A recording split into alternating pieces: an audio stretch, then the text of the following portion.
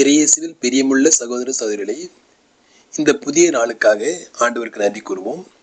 இன்று ஆகஸ்ட் 22ஆம் நாள் திருச்சபை அன்னை மரியாளை விண்ணக மன்னக அரசி என்று சிறப்பிக்கிறது. இந்த நாளினுடைய இறைவார்த்தையை கேட்போம்.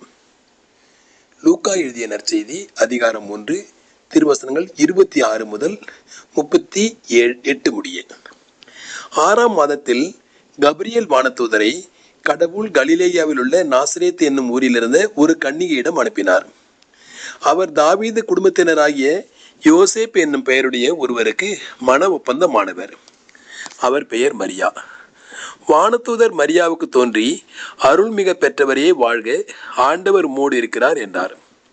இந்த வார்த்தைகளை கேட்டு அவர் கலங்கி, இந்த வாழ்த்து எத்தகையதோ என்று எண்ணிக்கொண்டிருந்தார். வானதூதர் அவரை பார்த்து, மரியா, அஞ்ச வேண்டாம், கடவுளின் அருளை கண்டடைந்துள்ளீர். இதோ கருவுற்று ஒரு மகனை பெறுவீர். அவருக்கு இயேசு என்று பெயரிடுவீர். அவர் பெரியவராயிருப்பார், உன்னதரின் மகன் எனப்படுவார். அவருடைய தந்தையாகிய தாவீதின் அரியணையை ஆண்டவராகிய கடவுள் அவருக்கு அளிப்பார். அவர் யாக்கோப்பின் குடும்பத்தின் மீது என்றென்றும் ஆட்சி செலுத்துவார். அவரது ஆட்சிக்கு முடிவே இராது என்றார். அதற்கு மரியா வானதூதரிடம், இது எப்படி நிகழும்? நான் கன்னி ஆயிற்றே என்றார். வானதூதர் மறுமொழியாக அவரிடம், தூய ஆவி உம்மீது வருவார், உன்னதரின் வல்லமை உம்மீது நிழலிடும். ஆதலால் பிறக்கப் போகும் குழந்தை தூயது. அக்குழந்தை இறைமகன் எனப்படும். உம் உறவினராகிய எலிசபெத்தும் தம் முதிர்ந்த வயதில் ஒரு மகனை கருதரித்திருக்கிறார். கருவுற இயலாதவர் என்று சொல்லப்பட்ட அவருக்கு இது 6ஆம் மாதம். ஏனெனில் கடவுளால் இயலாதது ஒன்றுமில்லை என்றார். பின்னர் மரியா, நான் ஆண்டவரின் அடிமை, உமது சொற்படியே எனக்கு நிகழட்டும் என்றார். அப்பொழுது வானதூதர் அவரை விட்டு அகன்றார். வாழ்வு தரும் கிறிஸ்துவின் நற்செய்தி. கிறிஸ்துவே உமக்கு புகழ். அன்புள்ள சகோதர சகோதரிகளே, இன்று திருச்சபை அன்னை மரியாள் விண்ணக மன்னக அரசி என்று அந்த விழாவை சிறப்பிக்கிறது.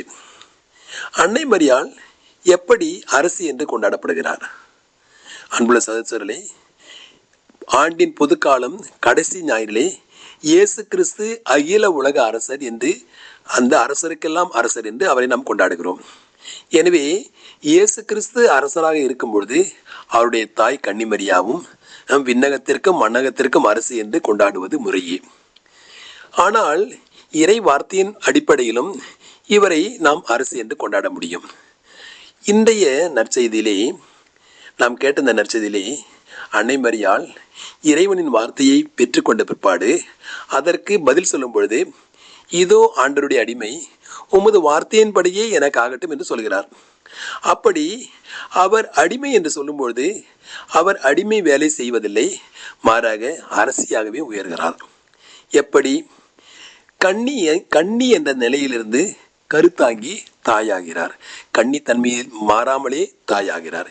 இது சாதாரண நபர்களால் முடியாது. கடவுளுடைய வல்லமையால் இவருக்கு நிகழ்ந்திருக்கிறது.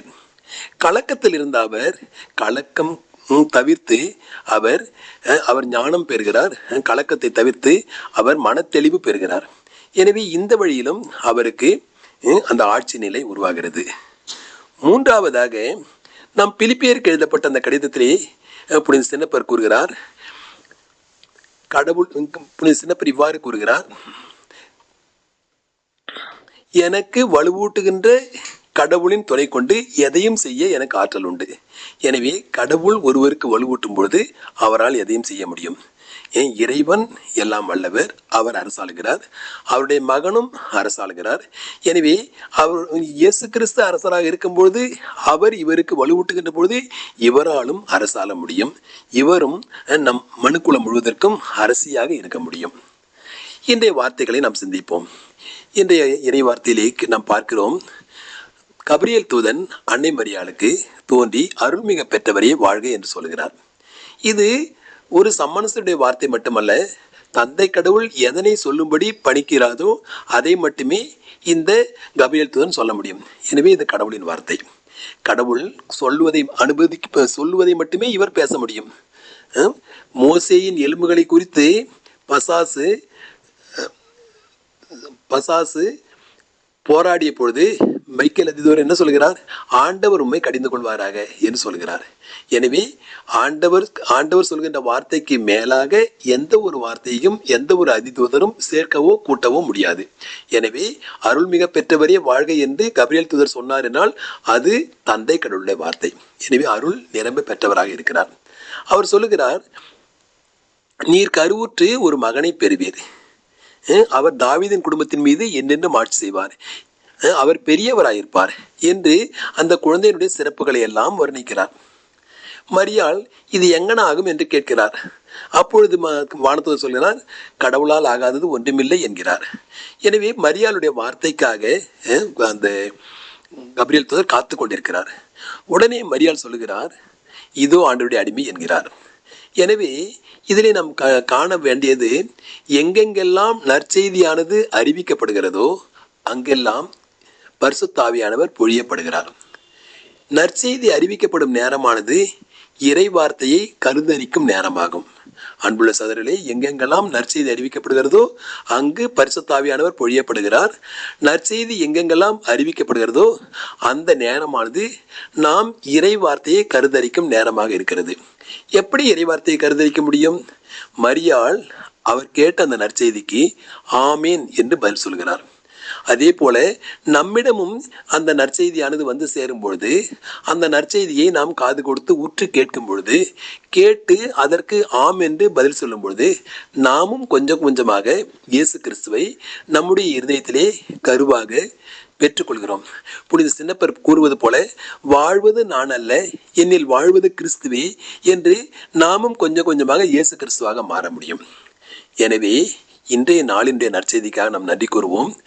அருள்மிக பெற்ற மரியாள், அருளின் உறைவிடமான மரியாள், அரசியான மரியாள், இதோ ஆண்டவருடைய அடிமை என்று சொன்னதால் அவர் அடிமை வேலையை செய்யவில்லை, மாறாக அரசி என்ற நிலைக்கு உயர்த்தப்படுகிறார். அவர் பெரியவரான அரசரான ஆண்டவர் இயேசு கிறிஸ்துவை கருவிலே பெற்றுக்கொள்கிறார். அவர் மீது அவர் எப்பொழுது இறைவார்த்தைக்கு ஆமேன் என்று பதில் சொன்னாரோ அப்பொழுதே அந்த இறைவார்த்தையினுடைய வல்லமையினால், பரிசுத்தாவினுடைய வல்லமையினால் அவர் இறைவார்த்தையை கருதரிக்கிறார். இந்த தந்தை கடவுள் நம்மிடமும் கூறுகிறார், நீங்களும் இறைவார்த்தையை கேளுங்கள். இறைவார்த்தையை கேட்கும் பொழுது உங்கள் மீதும் தூய ஆவியானவர் பொழியப்படுவார்.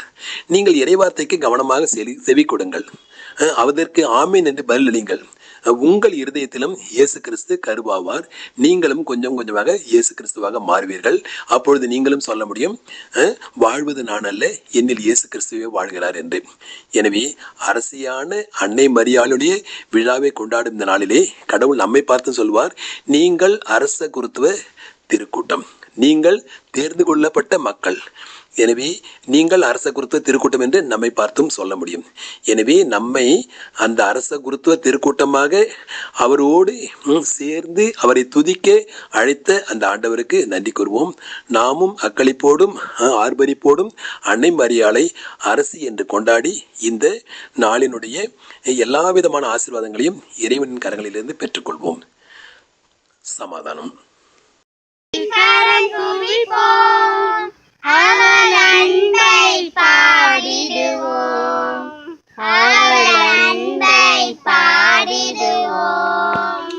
அன்னைக்கு கரம் குவிப்போம், அவள் அன்பை பாடிடுவோம், அவள் அன்பை பாடிடுவோம். கன்னிமையில் இறைவன் ஒரு கொடுத்தார், அந்த மன்னவனின் அன்னை என திகழ்ந்தார். கன்னிமையில் இறைவன் ஒரு கொடுத்தார், அந்த மன்னவனின் அன்னை என திகழ்ந்தார். மனுகுலம் வாழ்ந்திட பாதை படைத்தார், மனுகுலம் வாழ்ந்திட பாதை படைத்தார். தினமகள் புகழினை பாடிடுவோம், அன்னைக்கு கரம் குவிப்போம், அவள் அன்பை பாடிடுவோம், அவள் அன்பை பாடிடுவோம். அன்னைக்கு கரம் குவிப்போம்.